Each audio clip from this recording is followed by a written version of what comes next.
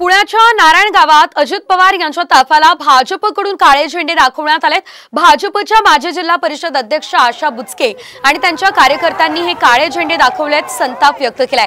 शासकीय कार्यक्रमात डावलत असल्याचा दावा त्यांनी केलाय। तर अजित पवार यांनी पालकत्वाची भूमिका बजावली नाही असं आशा बुचके म्हणाले। दरम्यान आशा बुचके यांना आता पोलिसांनी ताब्यात घेतलंय।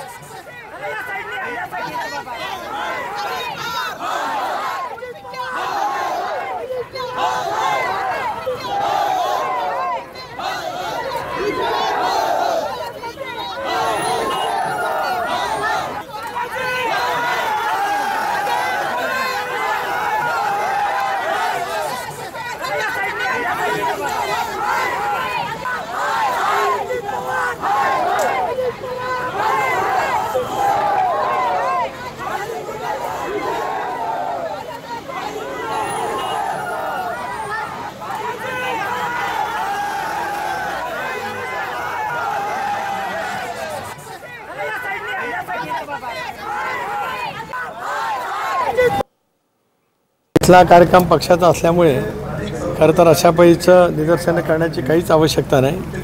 आज माझ्याही मतदारसंघामध्ये अनेक वेळा भारतीय जनता पक्षाचे नेते जातात, मंत्री जातात, बैठका बोलवल्या जातात। पक्षाचे ज्या वेळेला कार्यक्रम असतात त्यावेळेला इतर पक्षांना बोलवलंच पाहिजे असं कुठे अभिप्रेत नाही। तरीसुद्धा डायलॉग किंवा संवाद करता आला असता। अशा पद्धतीचे निदर्शनं करणं योग्य नाही असं मला स्वतःला त्या ठिकाणी वाटतं। आज सकाळी त्या ज्या बुचकेताई आहेत त्या स्वतः अजितदादा मुर्दाबाद आणि काय तुमचा जर काही तुमच्या मतदारसंघातला प्रश्न असेल तर स्वतः तुम्ही बसून तो मिटवू शकता ना। अशा प्रकारे भारतीय जनता पार्टीने जे काही झेंडे दाखवले काळे आणि आमचे राष्ट्रीय अध्यक्ष अजितदादांचा ज्या प्रकारे म्हणजे एक प्रकारे त्यांचा अवमानच केला आहे त्याचं उत्तर देवेंद्रजींनी द्यावं।